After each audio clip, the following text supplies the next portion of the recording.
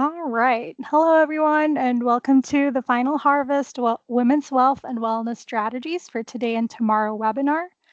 This is the fourth and final installment of Lisa Bickus's Becoming Financially Fearless Financial Literacy series for this year. Before we dive into the presentation, I would like to run through a few housekeeping items. First, for questions, you can type and send them in the chat. We will be answering them throughout the presentation, and you're also free to use any of the reactions available. Secondly, materials and resources will also be dropped in the chat. We have resources that only at this webinar you can get, so be sure to keep an eye out for them. And then third, this session is being recorded, and we also take screenshots for future marketing and documentation. So if you prefer not to be recorded or screenshotted, you're free to turn off your camera. And once the session is completed, the recording will be sent to you. One important note is the recording is not for distribution, so please do not redistribute without permission. Again, the recording is not for distribution. Please do not redistribute without our permission. And lastly, attendees who stay until the end will be entered to the raffle, and we will draw the winners after the Q&A. So our speakers today are Lisa Bickus and Erin Stevenson. Lisa Bickus is the Chief Executive Officer of 1891 Financial Life, a not-for-profit fraternal benefit society based in Schaumburg, Illinois. And with over 20 years of experience in financial services and insurance, she has led the organization's modernization while championing transparency, inclusion, and servant leadership. A passionate advocate for women's financial empowerment, Lisa created the Becoming Financially Fearless Financial Literacy series and was recognized with the 2025 InsurTech Hartford Making Waves Award for Innovation Excellence. Erin Stevenson is the founder and CEO of the Do Good movement, which empowers children, families, and communities through yoga-based wellness and philanthropy. Also a passionate advocate for women's empowerment and a steadfast champion for mental health, she leads programs that inspire resilience and kindness. Living with multiple sclerosis, Erin is training for an Ironman in 2026, proving that with belief and perseverance, she can. So, as mentioned earlier, this is the fourth and final installment of Lisa's financial literacy series for this year. But even if you didn't attend the previous sessions, you'll still gain valuable insights today. And we'll start with a brief recap of key takeaways. With that, I'll turn it over to Lisa.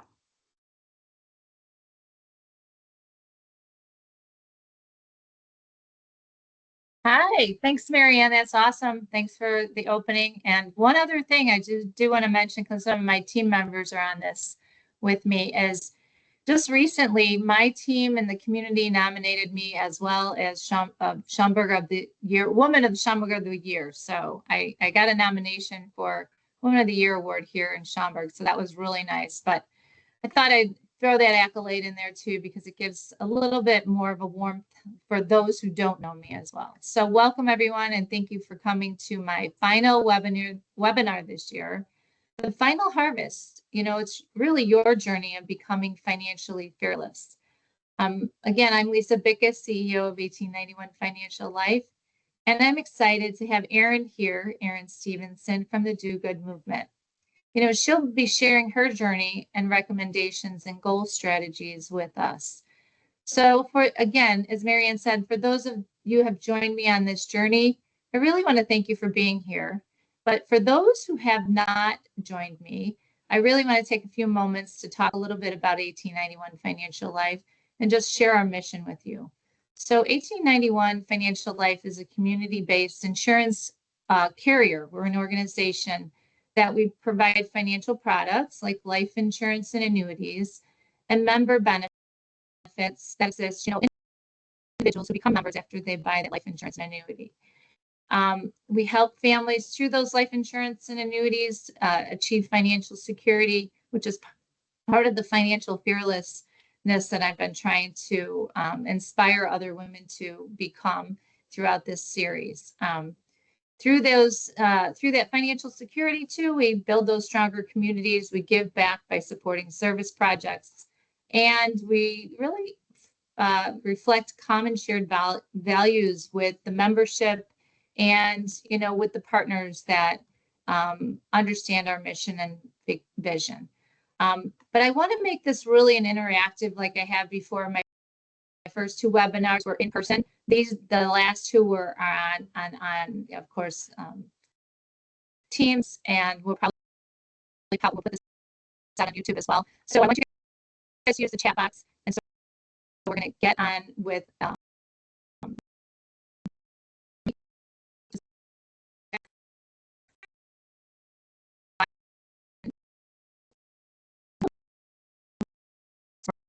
right.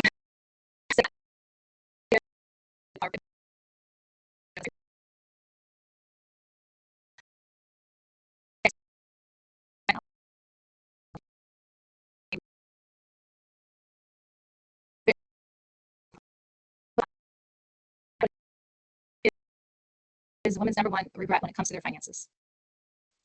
So I'm going to give you guys 30 seconds to think about that. What's your number one regret? And just put it in the chat box. And I'm hoping I have some people, because I'm going to give away a Phoebe and a Furby bear. Not saving enough.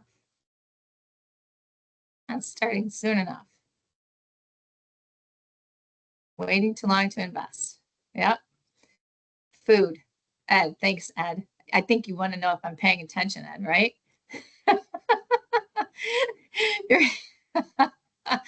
You're absolutely right. It's not saving enough, and it's not investing soon enough. And why is that? And why do women, wait to do that? And my first series really talked about what's the cost of not saving enough. So we talked a little bit about, we did a little example of, if you were to take $100, open up a high interest savings account of 5%, and you invested that $100 every single month, your total investment that you put in was a little over $36,000. At the end of the day, after 30 years, you would have approximately made $83,000. So why aren't we saving? Why aren't we taking a very little bit of our money and putting it away on a month-to-month basis? Because wouldn't you rather have $83,000 than a mere $36,000 after 30 years? So we're going to talk a little bit about why women aren't saving enough. Well, first of all, we talked about the pay gap. Women make 82 cents on the dollar compared to men. And culturally, too, cultural women, Black women, Latino, Indigenous women actually make less than that. Women leave the workforce. We leave the workforce, we come back, we take care of our children. Sometimes we get sick. Sometimes we're taking care of our aging family members. And then, to be quite honest with you, what we find is there's really poor money messaging towards women in the marketplace. We feel inferior. Everything is all about sex, and there's not enough education for the women. The second powerful thing that we taught and educated women, and why women should invest, is that we are a very powerful market. And what does that mean? Today alone, 95% of women actually make the financial decisions in our household. The other thing that we need to recognize and understand is that women are coming into the greatest wealth transfer in the next 10 years. $30 trillion is going to be passed over to women. So that's really important for us to understand, and taking control of our finances today and not waiting until our husbands die. And lastly, how powerful we are is look at the women that are impacting our economy, from Taylor Swift to Caitlin Clark to Coco Graf and Beyonce. Some of our young adults who really are watching those women impact today's women, as far as being financially fearless. And the last thing we talked about in my first segment was building your foundation, and what is and how and where to start in that, preparing for your future. And I'm not just talking about when you're young, I'm talking about a life event, a marriage, a birth of a child, a divorce, things like that. We discussed how life insurance is a tool to help build that future, and it helps protect your family.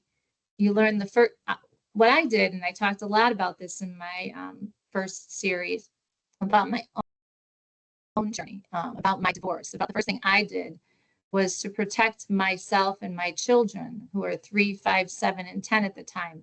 I got divorced, and my we had nothing. I walked out of the house with $5,000, 4 kids, and I went and lived with my dad. It was really just, really disheartening. But I ended up making sure that I purchased myself a term policy, because if anything happened to me, then I made sure that those children were taken care of. So that was my very first series, Why Women Should Invest Now. My second series, let's not forget what remains a reality today. So I'm going to try to run through these 2 series really quick. So what remains a reality today is women earn less. We take time off for caregiving. We live longer than men, and we're most likely going to be single in retirement. So understanding that has led me into building our financial future. Again, no matter what age, where you are, and where you are in your career. So that's bring us into the future. Let's bring into wealth here. So by planting seeds for a strong financial future, we discussed 3 key points.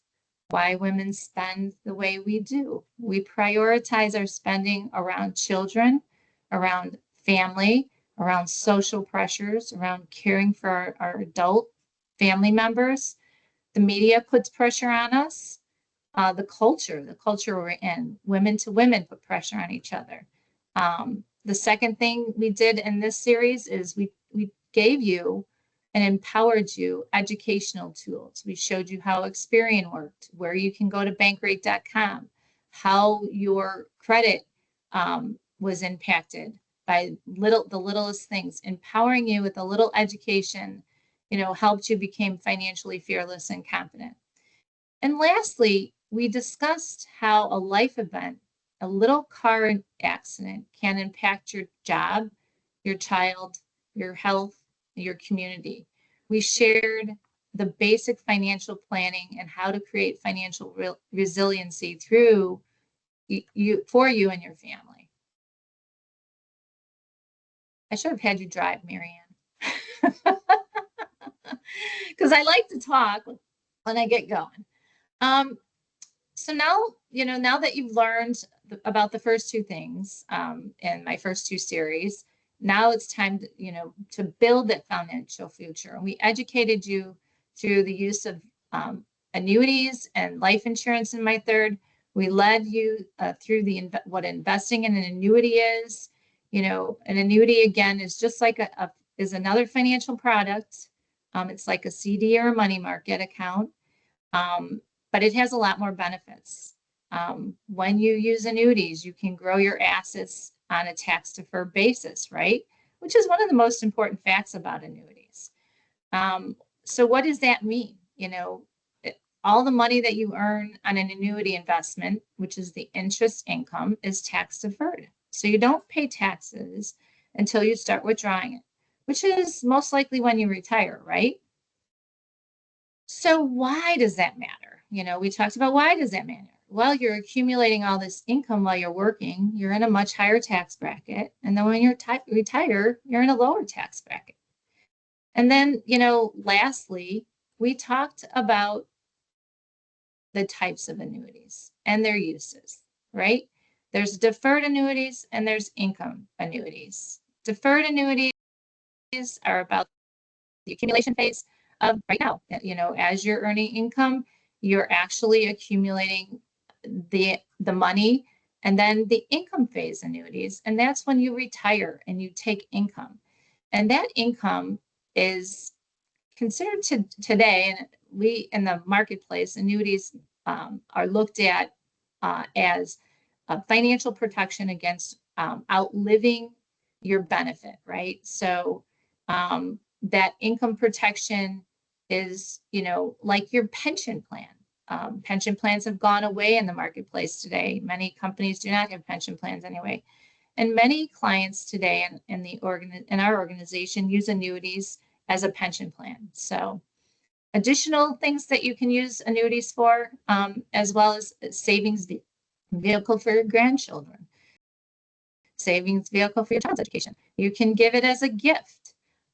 If you've already contributed and maxed out your 401k or your annuity, it can be an excellent way to save for retirement. So now that I've provided you a summary with my first 3 webinars, I can guarantee you it's going to get fantastic from here on out. But I do want to let you know that I will slow down.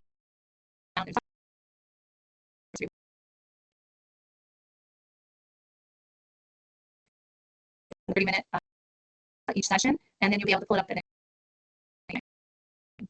So to become financially fearless, we want to continue our journey and become impactful. I've invited Erin Stevenson. Erin, wave, from the Do Good movement to share her simple process for all of us to stay focused and be purposeful throughout our lives. Erin, I invite you to share your story and talk a little bit more about Do Good movement before you get into your session with everyone. Definitely. All right, well, awesome. And thank you for having me today and inviting me to be a part of this discussion. It always makes me chuckle a little bit to hear all these fantastic, very, I feel like, high level accomplishments that you guys are doing at 1891.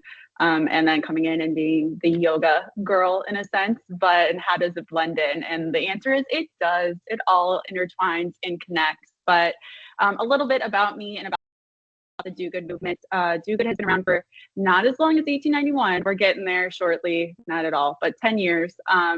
And we're focused, as Marianne had said, around wellness kind of initiatives for people of all ages. So we've been in the children's realm and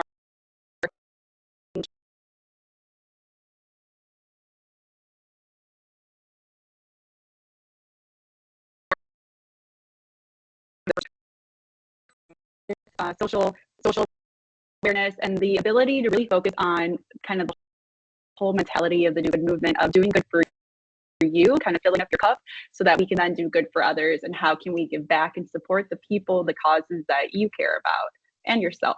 So that's kind of the short realm of what the Do Good movement is. And a bit about me and going into this discussion of passion into purpose. So when I created the Do Good movement, my life prior to that was working in the not-for-profit world. I got involved with the National Multiple Sclerosis Society because at the time my mom had MS, and I wanted to help my mom and help other people like her who is living with this disease. Shortly after college and working there at my first full-time job, I too was diagnosed with MS, which was a wild, crazy time. And within those next 5 years, roughly, my life turned upside down. So my dad ended up getting pretty sick with Alzheimer's. My mom ended up, her MS wasn't as big of a problem because she later got diagnosed with lung cancer. And while I was a young professional, I took FMLA to a leave of work for over a year to support both of my parents. And we've talked a little bit about this when I came to a discussion with 1891 a month or so ago, but that impact of just financial understanding, I became the one who was responsible for not just my own well-being, but now the well-being of 2 grown adults who had a home, who had finances, but it could no longer make the decisions necessary for themselves. And I had to grow up pretty quick at the age of between 22 and 25 to navigate all of this. So after all of that, both my parents, unfortunately, did pass away 6 months from one another when I was 25 years old. And I was fortunate enough to find the love of my life. We got married the year after, and then we were about to start a family. And I knew, taking care of my mom, her and I had a very heart-to-heart discussion while the final few weeks of her life about how it wasn't worth it. And by that, she meant the work she did. She worked from the mailroom in her company and became an executive vice president by the time she left, with no college education, and really was a woman breaking through glass ceilings. And she's always inspired me and motivated me. And she is part of the reason why I've created the Do Good movement, and also my dad telling me to do good. But she said it didn't matter. And it was really the people around her that was what life was about. And so when my husband and I talked about starting a family, I wanted to make sure I could be with my children, with my family, and provide for them in every way I could. So I quit my full-time job, which was the scariest thing, I think, one of the scariest things I've ever done in my life, and went all in on the Do Good movement, and have been fortunate enough to keep that going for now over 10 years. So with that, we lead into this discussion of passion into purpose. The Do Good movement was truly a blend of many different things for me, which was yoga. It was the foundation of kind of what got me through taking care of my parents and living with MS. But also giving back. Again, my prior life was all about not-for-profit work, working with people in different organizations who are impacted profoundly by diseases, illnesses, financial situations, hardships, really. And I wanted to blend those pieces together. So this is where kind of passion into purpose comes into play, of thinking through what are the things that you really care about. What is your why? What is, if we want to go a little sad here, but if you're on that final few moments of your life here and you're looking back, what do you want to be proud of that you did, that you accomplished, that you made happen because you set intention, you made an action plan, you took the steps, and you made it happen? And that's what I'm here to talk about today. Again, creating this passion, the things you care about, and making it happen and purposeful. So I'm going to try to take control here and not kick us off this presentation. So we're looking at this. I have a little Venn diagram too that I'll show you here in a second. I was fortunate enough with the Do Good movement. I went through a program through through Goldman Sachs called 10,000 Small Businesses a few years ago. And one of the workshops that we did was talking about a blue sky dream or a blue sky goal, like going as big as you can go. What does that look like for you? And I think when we take a moment, finances, at least for me, money slightly terrifies me, even as a business owner, and understanding all the parts and pieces can become overwhelming. So many decisions, so many things to think about. Which way do I go? And I think we need to take a step back and take a breath and think about, what are you trying to achieve? Whether it's with finances, with your life, with something you want to make happen by the end of this year as it's quickly approaching, or into next, right? Taking a moment to sit down and dream about it. What are the things that you're passionate about? What fills you up? What does that look like? And then we're looking at kind of going a little bit deeper. So we find that thing that we care about, the thing that we really want to make happen, the thing that, again, we're passionate about. And how does that look? How does that impact our family? How does that impact our professional goals? How does that impact our personal goals? Do they all intertwine? And then we start to plan it out. Okay, I figured it out. This is what I want to do. This is kind of how it all connects. Now, here are the steps that I can take to actually make this happen. And then you actually take the steps to make it happen. And voila, it happens. And it sounds like stupid simple, but it really is. And it's about taking accountability. It's about ownership. It's about believing in yourself, even in the moments where you doubt.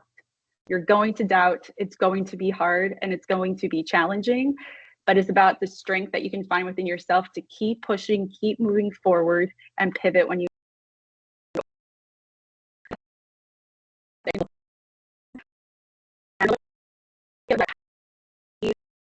create this kind of passion. What's a way to kind of help us prioritize?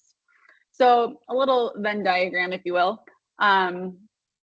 Easy to create. There's a handout later on, but this is something like if you wanted to do right now, you could. But take a moment. If you had a piece of paper, you could do it, the 3 circles. You could just write down personal, professional, and family. But what are some of the things that you want to achieve in each of these little bubbles, right? So a personal goal outside of work, and I get it, some of us, myself included, my work is like who I am. I am the do good movement.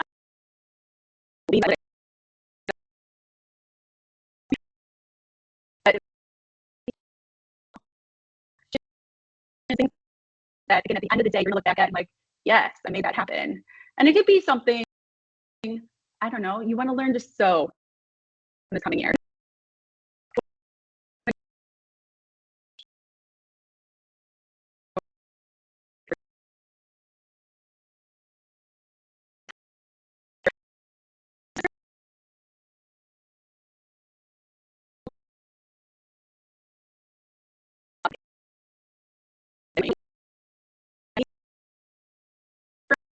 Writing versus typing, it literally is.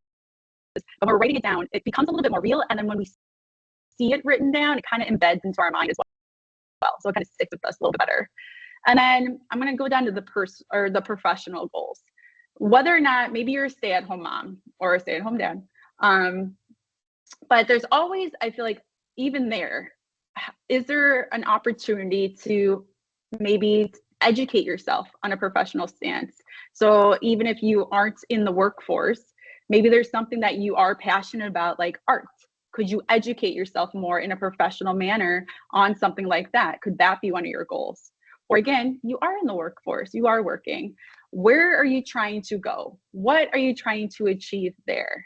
And again, big sky dream, blue sky mind, go big with it. You want to become the chairman of the board, you want to become vice president, you want to start your own business, you actually want to leave this company and start your own thing.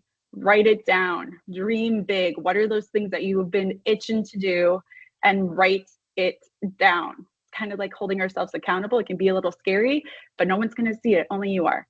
And then we go to our family goals. And again, family doesn't have to mean that you have children. It can be you and your spouse, you and your significant other. Maybe it's you and your parents, your cousins, whomever is your family. Maybe it's you and your friends. That can be your network. I want you to think the people that you like to spend time with, the people that you care about, what are the goals around that? And when I think of it, I'm a mom of 3, and we might be planning for a family vacation. We might be planning for private high school down the road, college down the road, cars down the road. I mean, when we're talking about money and finances, so all things that I have to start thinking about a couple yesterdays ago that is approaching pretty quickly here. But again, what are those goals? And then once we have those 3 kind of buckets, what we can look at is how do they intertwine?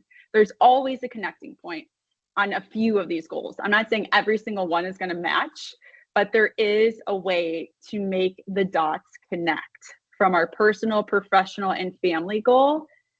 3 goals can become one. And it's looking at it creatively of like, how could that work? So an example that I had, was my personal goal right now, as Marianne let y'all know, I'm training for an Ironman, and this has been on my bucket list for a long time, but I've been working a year, going into my 2nd year, it's going to happen. But other things on my personal goals is travel. A family goal that I have is taking my family on a trip. A professional goal I have is leading a yoga retreat. Realistic, all 3 parts of those, right? From my personal goal is to travel, family trip, and then professional goal of leading a retreat. What if I could combine all of that into one? So that's kind of a cheat example through my business, but there's other ways to think about that too. Again, maybe business, you can go to an educational seminar in, I don't know, Florida, and you're able to bring your family with, and you can have a little personal time doing yoga on the beach. Again, think outside the box. How can these things all intersect to create, it's kind of like habit stacking, if you've ever heard that term, of thinking smarter, not harder. If you're already doing something, what else can you include there to get more things done in that moment? That's kind of what what we're looking at when we're looking at these 3 different tiers or different buckets of opportunity. And then from there, you're going to take that one kind of goal, that realistic one. So again, the travel is kind of where I was at with this. And if you've ever heard of something called a mind map, what you do is you take now that one goal that you've identified that you want to accomplish, you put that in the middle of this mind map and you start to brainstorm. You start to offshoot of the things that you need to do to help get you there. So again, you want to travel, leading a retreat, we'll just call it travel. What are things you need to do to make that happen? You need to start saving. You need to start researching where you're going. You need to look at calendars, one's realistic to go, whether it's you by yourself, you with your family, that's 5 other schedules you got to look at. Work, are there implications with that in regards to your travel? So again, you start there, and then each of those areas are going to have branches of, okay, I'm going to start saving, right? Well, what does that look like? What does that mean? I feel like often, especially in our household, we have conversations about doing things like, oh yeah, we're going to sit down and look at this on this weekend, but you got to hold yourself accountable, break it down further. I need to save. What does that mean? How much? What are you doing? Are you creating a separate account? Are you putting it in the piggy bank above the refrigerator? Action, take action. You're breaking it down to create realistic, tangible action steps that you can start tomorrow. That's what we're working towards. We're going down the rabbit hole to create action items. That's how this helps you, right? So the mind map you create, you have that one idea that you got from the 3 different tiers. You got that one goal you're going to achieve, and the mind map breaks it down to create actionable items that you can then move forward with. And then this is kind of how mine went, but we're going to fast forward. And then what you can do is break it down to make it realistic in a time frame. So these items that come up of, I'm going to save, I'm going to start pulling or putting away $100. I'm going to break that down to $100 a month. So really I'm doing $25 a week, which I'll do on Fridays. I'll deposit X. Like, again, you can get that low, but you start breaking down these action items and holding yourself accountable. And to make it a little bit more palatable, I broke it into kind of shorter time frames. So again, a goal of you're going to travel, right? Look at it into 2, 3, and 6 month increments. So maybe your goal is to travel in 6 months. I'm not good at math, but 6 months from now would be May, right? May into June. I mean, we're back into summertime at that point, guys. Christmas is tomorrow. It feels like it, at least when you turn on the radio right now. So again, you have to forward think a bit. So you start long, but you're going to backpedal to see, okay, well, what's realistic for me to take these steps within the end of this physical year, end of 2025. It's approaching. I saw it was 50 days till Christmas today. So what can you do in these last 2 months-ish to get you to that goal? And then go a little further. Okay, in 3 months, so we're looking at the beginning of 2026. What do I want to make happen? And then we're going 6 months out. By then, I need to have X in place. So break it down, look at your goals, what's attainable, how can we have it stacked? Meaning, how can we kind of multi-tier something or multi-stack something to make, I hate the term, but to kill 2 birds with 1 stone mentality. But it's the working smarter, not harder way of approaching something to set you up for success, both personally, professionally, and as a family in the goals that you're trying to achieve. So with that, I'm going to tag it over to Lisa.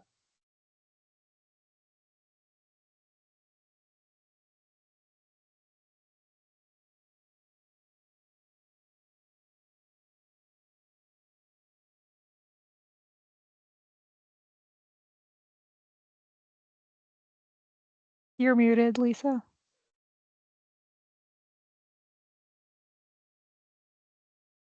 There we go. How's that? And how do I get back to taking control? Because I don't have it, Erin, Marianne. I don't have the presentation anymore.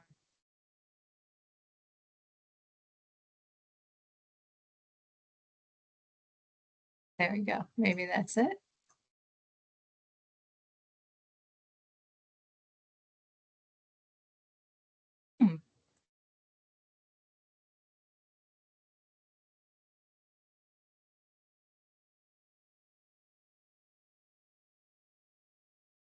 Nope, I still don't have it. Oops. Okay. Let me try on my end. I'm going to do stop sharing. Okay. Let's and see. then we upload it back up. Did I do that? Sorry, guys.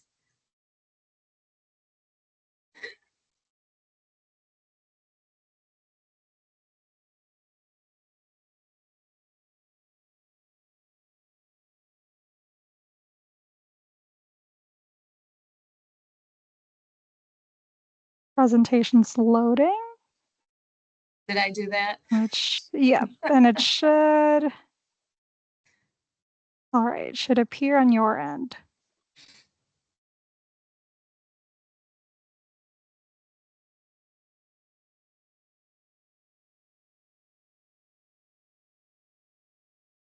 I have nothing. Everybody else have something?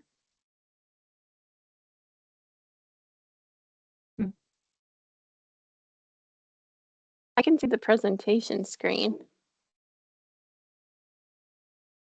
Okay, let's see.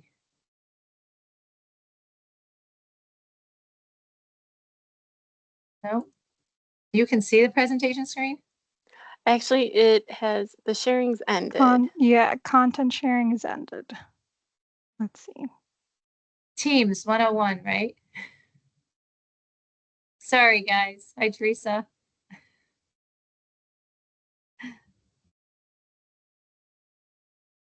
Teams is always a challenge. I am like lost here. I just see everybody. Anybody want to run over here and come get me? Yep. I'll be right there.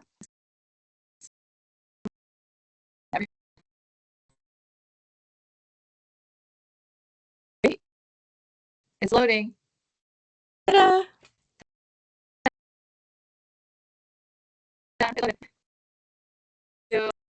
So where we are. I see Don't it too, ever Lisa. let me drive anymore. I think it's here now. Am I still muted? No. Okay. You're good. Good. Okay. Perfect. Sorry, guys. I will never drive again. Okay. Well, again, Erin, thank you. And thank you everybody for your patience here. You know, Erin, I appreciated you sharing how to set goals, whether they're, you know, our goals personally, professionally, you know, or for, you know, our family, right? It's so important to do that. My husband and I set goals every year. And to your point, we have to put action steps around that. So goals and financial tools really go hand in hand. You know, the goals give you the direction and the financial tools give you the means to reach them. You know, so when we talk about, you know, your goals are really your why, and those financial tools are your how.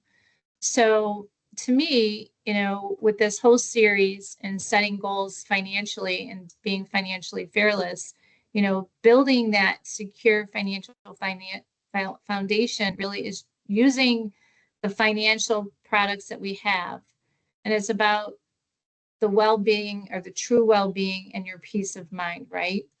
So getting back to the first three parts of my series, and then how does that, you know, setting the goals, building that secure financial future, you know, when you need to protect yourself, you need to protect your family, you know, you focus, your energy is focused more so on the what ifs, and you're worrying about those what ifs. If you have protected and you have a financial foundation, you know, you're going to be able to feel so much stronger, and you're going to be able to do other things with that, which leads me into, you know, where are we going next? You know, the goals and the tools together create the wellness for the financial security, you know, which helps you stay stronger. And I'm going to show you how that happens. So I'm going to share with you 3 stories that I created. And the first one's the healthy planner, protecting wellness through the use of life insurance, right? So here's Maria. She's 40. She's health conscious. She's married with children. But because she's healthy, she qualifies for preferred life insurance, locking in those affordable rates and protecting her family's future. She's in good health, her access to lower premiums, higher coverage options, right? And she has a financial peace of mind, right? She knows her loved ones will be cared for if something unexpected happened. You know, you look at it from this perspective, your health supports your financial stability, and your financial protection reinforces that peace of mind. I can relate back to this, not that I was married and I got divorced, probably around the same age, Maria. And how I relate back to this, one of the first things I did was go and buy a term policy for myself. Because if something ever happened to me, I wanted my children protected. So, and then that created a peace of mind for me. That's the very first thing I ever did. Now, here we have the balanced retiree, David, age 62. He wants to retire. He's preparing for it. And what is he wants to continue his healthy lifestyle. So he uses part of his savings to purchase what we call an income annuity, providing guaranteed monthly income for life. Where's the connection for that? He doesn't have to worry about outliving his money with an income annuity. He can spend more time on the wellness, staying active, joining the fitness programs, right? And being engaged in his community. He has the financial predictability that leads really to that emotional and physical freedom, right? So then we've got my last little story here, the family protector, combining the health, the insurance, and the legacy together. Here's Tanya and her husband. They're married with children, and they've done 2 things. They've invested in permanent life insurance that builds the cash value, and then they contribute regularly to their annuity. But Tanya, at one point in time, faces a health crisis, a health challenge. She's out of work, but both her policies have live-in benefit riders, right? And the annuity also allows them to cover the medical costs without draining their savings. And where's the connection here, right? How do you use those financial tools to also feel financially well and become, well? It's carefully planning and supporting your financial wherewithal throughout your life. She was able to recover and be resilient and also have a quality of life, and their family was. So that, all in all, those 3 stories alone can help everyone understand the importance of, what we do here at 1891, offer life insurance and annuities. So with that being said, Marianne's going to take it back. And how are we going to tie this all together? How are we going to tie the first series all the way to the 4th series and talk about how things go hand in hand, right, Marianne? Yep, absolutely. So at this point, we've just heard great insights on goal setting, the actionable steps to achieve them, and how products like life insurance and annuities can protect what matters most. So now let's take the conversation further and talk about how wealth and wellness strategies, our webinar's title, can help us live with greater intention. Let's start with this question: how do goals and financial tools work hand in hand? Do you want me to take it or do you want to take it, Erin? You can start off. Okay.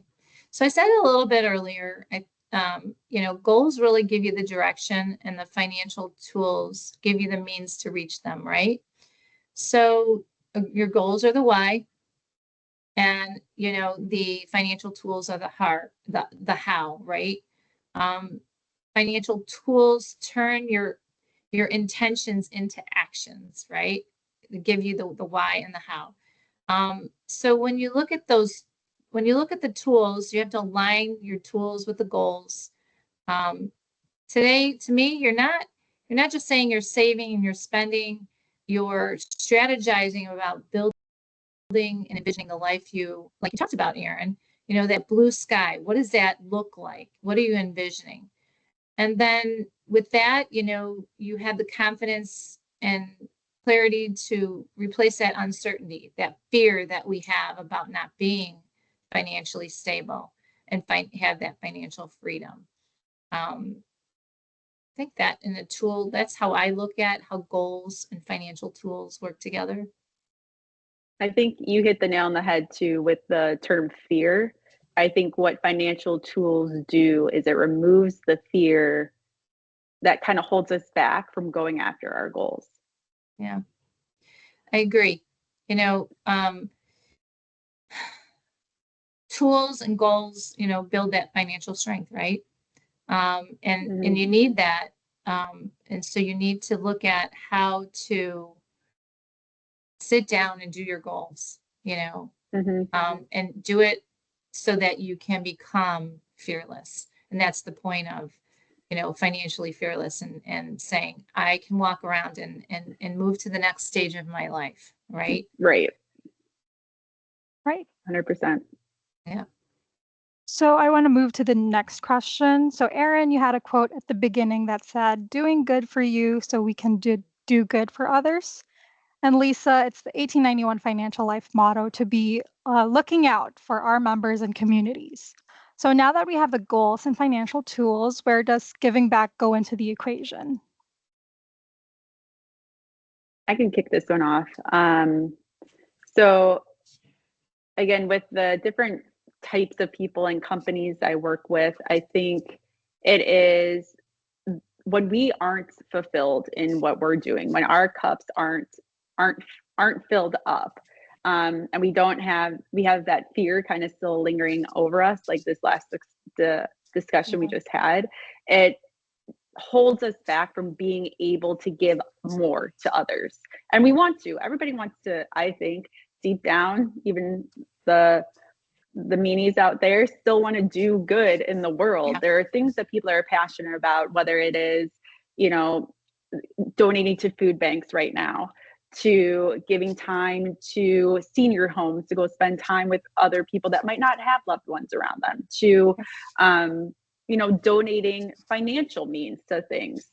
It's when we are able to take care of ourselves and we are set and we feel still and we are grounded into who we are, what we're doing, where we're going, then it allows for more space in our minds and in our hearts and in our schedule to allow for us to then give back to the things that we care about. Yeah, and I'll add to that, that's one of the key things that I talk about is you talk about purpose, it multiplies your prosperity, right? So real wealth isn't just about earning and saving, right? It's really about what we share, Erin. You and I sharing, our stories. We share the resources we have to uplift others. I talk about this a lot. We turn our financial impact to meaningful impact to others in our community, right? We're also able to give back because we have that financial confidence that you're talking about. We've built a strong foundation. We're able to instead of surviving, and I use this a lot too, instead of surviving, we're serving, right? We're serving others. We're mentoring other women. We're volunteering. We're supporting the causes that are close to their heart, and they're supporting ours as well.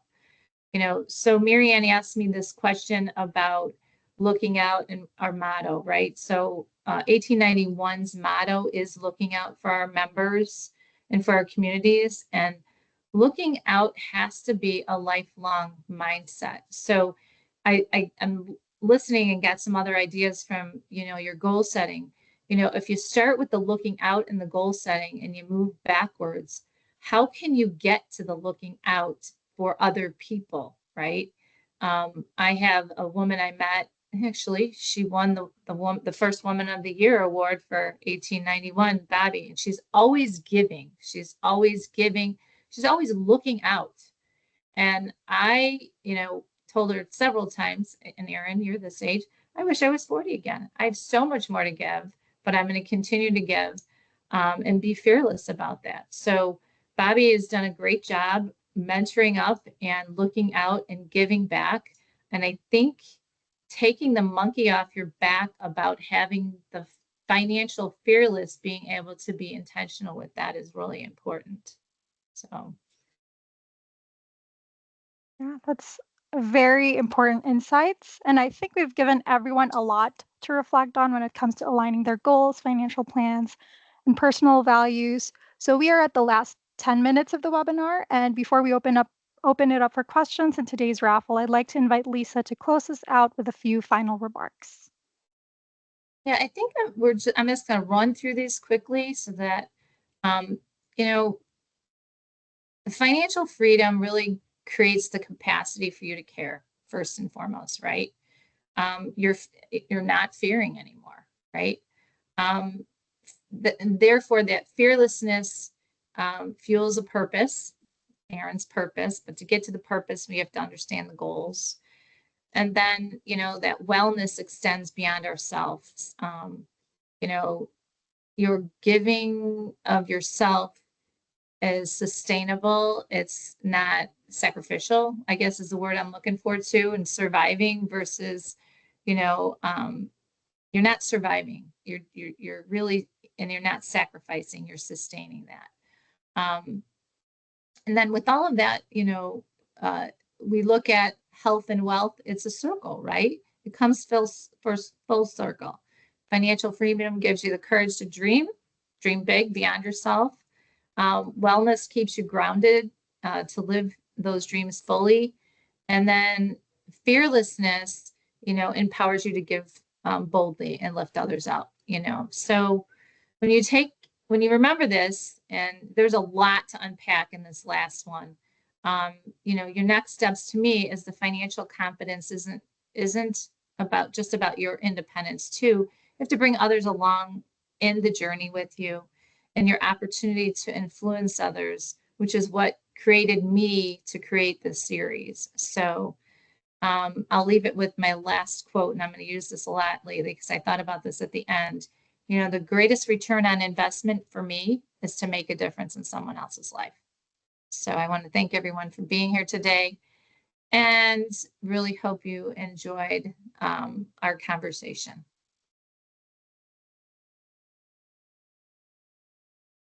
So that was a fantastic discussion, and thank you again to everyone who participated and who had dropped some reactions to the chat. So do we have any questions for our speakers? Yes, Jennifer? Oh, sorry, I accidentally was hit it the by wrong accident? button. Yeah. Okay, all right. Okay, so if we don't have any questions, we want to give a special thank you to everyone for joining us today. And it's not over yet. We have a sharing some webinar exclusive resources, and I'll drop it in the chat here. And even better, to help you turn your goals and dreams into reality, we're offering a complimentary financial needs analysis with an 1891 representative. So during your session, you'll walk through your goals together using our life insurance needs estimator, and you can even use the Do Good Movements mind maps and goal setting worksheets, and receive a personalized financial plan tailored just for you. So I will send another link in the chat, which you could just keep an eye out. And for the last piece of the presentation, we're doing raffle. So we're drawing 2 lucky winners. The first winner will win an Amazon gift card just in time for holiday shopping. And the second winner will win a free access to the Do Good Movement's 31 Days to Wellness Guide. So as I load up eligible members' names to the raffle wheel, I'll drop the link in the chat for the survey. And it's a very short 7-question survey, and we'd love to hear your feedback. So let me just load the Can't raffle wait for this up. raffle wheel. This is pretty cool.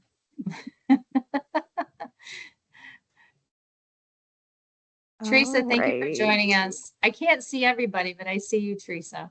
So thank you for being here. And Ed, too. This is super great. I'm sad I missed the earlier sessions, but I will look for them on YouTube. Yeah.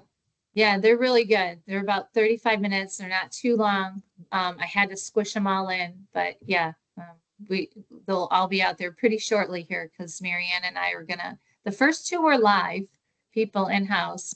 The second one you can grab now. But the third one, fourth one here is live. All right, so Here we we go. have the screen right here, and these were the eligible attendees for the raffle. So for our first winner, Oh, my daughter's on. I didn't even know my Wow. daughter was on. Yeah. It's a fancy wheel. Yeah. Woo! Teresa. There you go, Teresa. So Teresa will get the gift card. Nice. Very Awesome. nice. Very For our good. next winner, this is the 31 Days to Wellness Guide from the Do Good movement.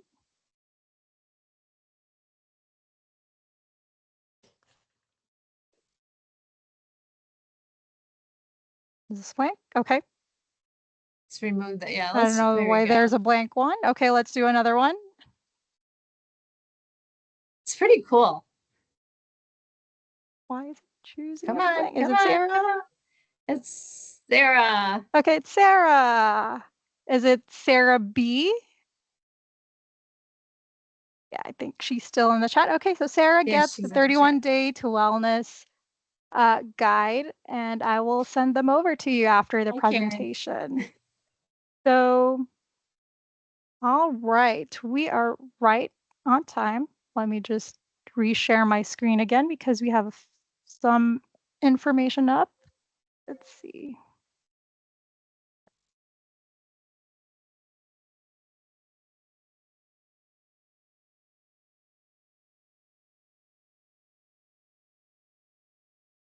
Okay, just loading. I'm glad we stayed on time with my IT glitch.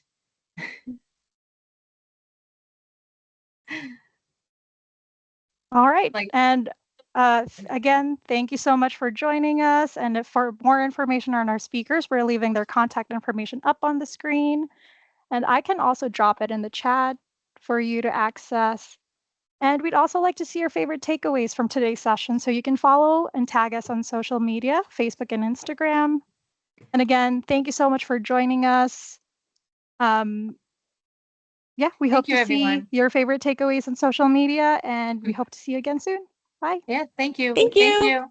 Thank you, everyone. Thank you. Thank you. Thanks, Thanks for being everyone. here, Kate, Karen. Bye-bye. Thank you so much. Bye. Great job. Bye, Thank you. Sarah. Thank you.